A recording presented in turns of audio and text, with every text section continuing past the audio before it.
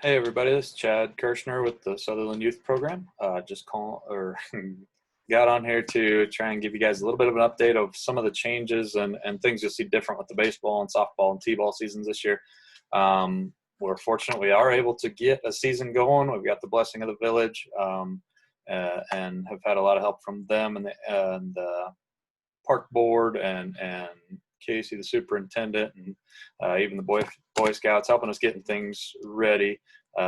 Big shout out to the Sutherland Youth Program Board, as they've endured trying to sort through all of these decisions and changes and things that need to be made as we go into it, so we can get this opportunity going for the players and kids and get them out and doing some activities safely this summer. So what I want to do is just get on here, and this is for coaches and parents and players, just so you can kind of know what to expect as we come through here.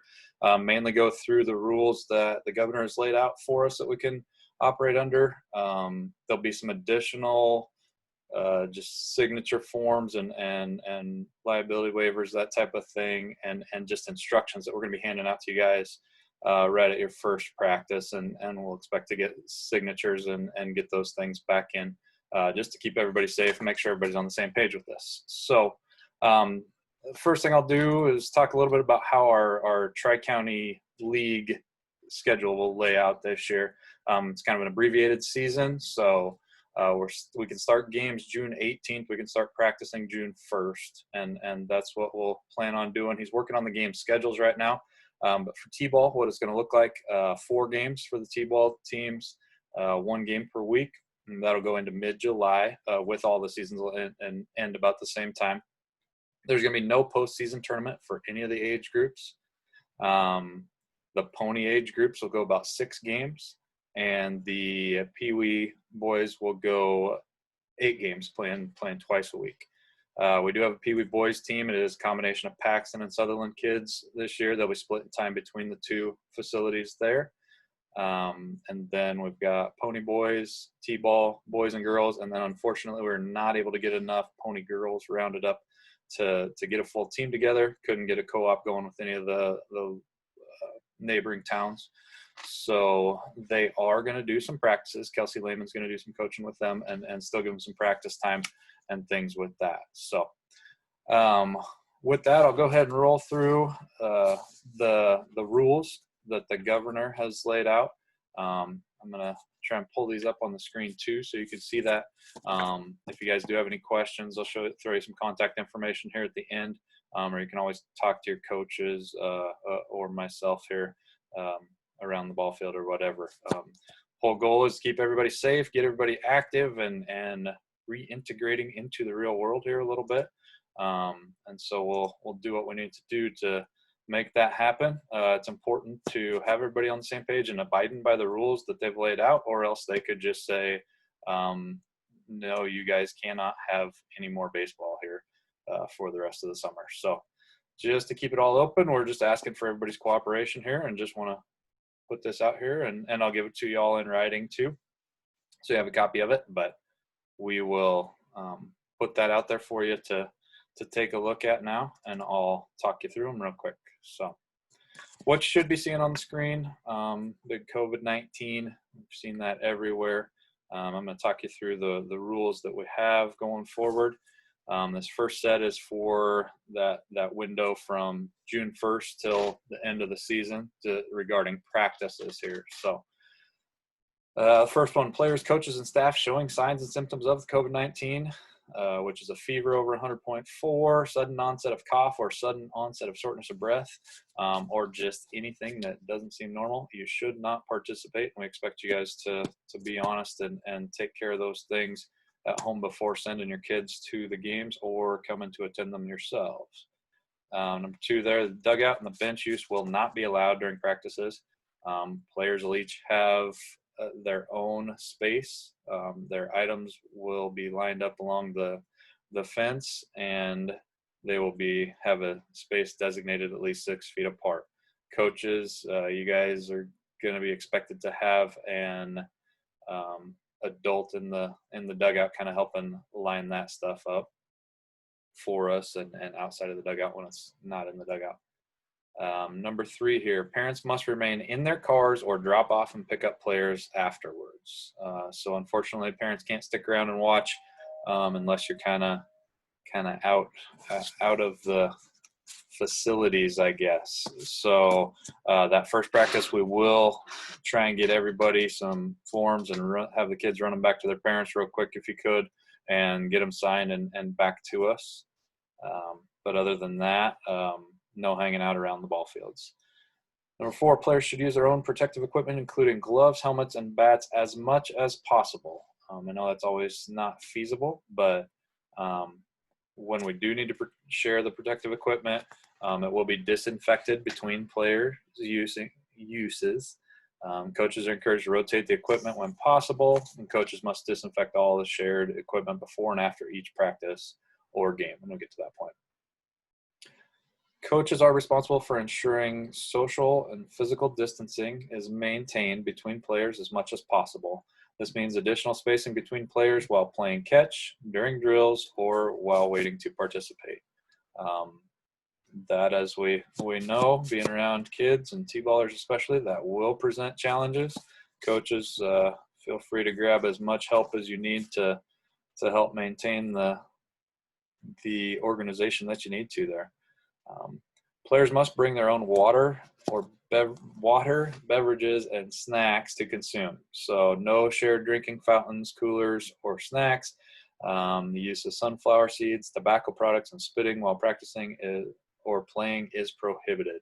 So please pay attention to those things. Send a bottle of water with your kid to practices and games, and don't organize any snacks and treats after the games. That is disallowed.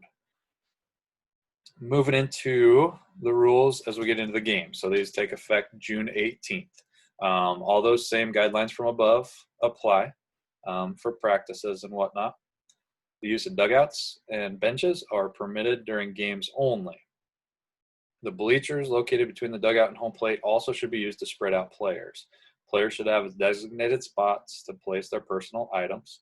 So the players will be in the bleachers and the dugout benches spaced out accordingly.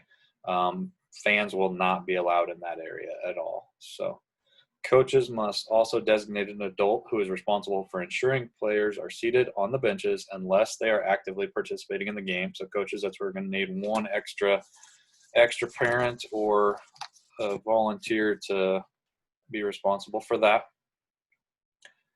Number 9 there, teams to play next must be provided designated areas for player warm-ups that provide for necessary physical and social distancing.